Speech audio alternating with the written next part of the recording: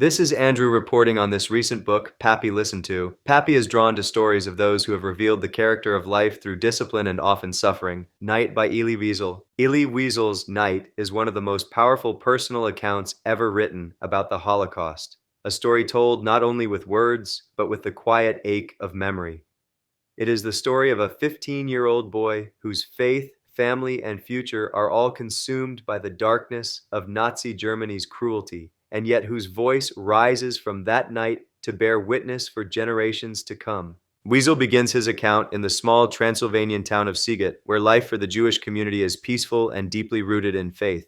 Elie is a devoted student of religion, eager to understand the mysteries of God through the Kabbalah. His teacher, Moishe the Beadle, a poor but wise mystic, opens the young boy's mind to the spiritual world. Yet the lessons of the Kabbalah are soon replaced by lessons of horror when Moishe, deported by the Hungarian police, escapes from a massacre and returns to warn the townspeople. He tells of Jews being slaughtered by the Nazis in the forests of Poland. No one believes him. The townspeople think he has lost his mind. Then, in 1944, the unimaginable becomes real. German soldiers march into Hungary, and life in Sighet begins to shrink. First to the ghetto, then to the cattle cars. Elie, his parents and sisters, are packed tightly among 100 others, surrounded by heat, thirst, and fear. On the journey, a woman named Madame Schechter screams about fire and flames no one can see. Her cries seem like madness, but they soon prove prophetic. When the train doors finally open at Auschwitz-Birkenau, the family is greeted by fire, the flames of the crematorium that devour the dead. The smell of burning flesh fills the air. Shouts, dogs, whips, and the brutal separation of families follow. Elie and his father are sent one way, his mother and sisters another. He never sees them again. It is that first night under a sky lit by human ashes that Elie's faith begins to die. "Never shall I forget that night," he writes, "which has turned my life into one long night."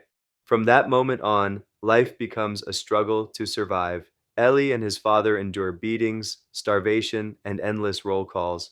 At Buna, they work under German overseers, robbed of dignity, their bodies wasting away. Elie witnesses things no human heart can bear: men fighting over crumbs, hangings of innocent prisoners, and a child, a sad-eyed angel, struggling for breath at the end of a rope. When someone behind him whispers, "Where is God now?" Elie can only answer in his heart, "He is hanging here on this gallows." The days blur together in hunger, fear, and despair. Elie no longer prays as he once did. His rebellion is silent but fierce. How could the God of Abraham and Moses allow his children to be slaughtered?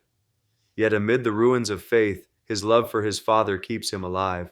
Their bond, tested by cold, pain, and exhaustion, becomes both a comfort and a burden. When the Allied forces begin to approach in early 1945, the Nazis evacuate the camps. The prisoners are forced on a death march through snow and ice toward Gleiwitz, then Buchenwald. Many collapse and die along the road. Elie's father weakens with every step. In Buchenwald, fever and beatings finally overcome him. Elie watches helplessly as his father calls out his name one last time. The next morning, his father's body is gone, taken to the crematory before dawn. Elie feels no tears, only a hollow silence. He has no strength left even to grieve. On April 11th, 1945, the American army liberates Buchenwald.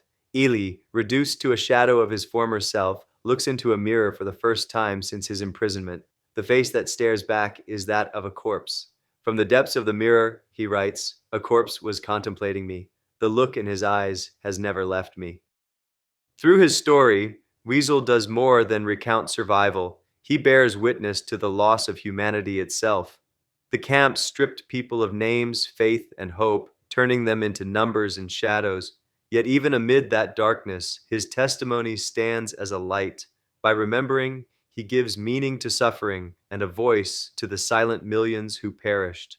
Night is not just a personal story, it is a universal warning.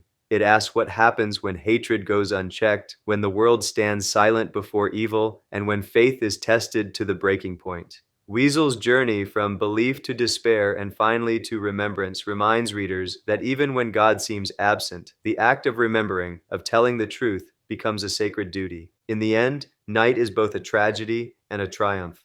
Tragedy because it records the destruction of innocence and faith, triumph because it transforms horror into witness. Elie Wiesel's voice, born in the heart of suffering, still calls out across the years, "Never forget."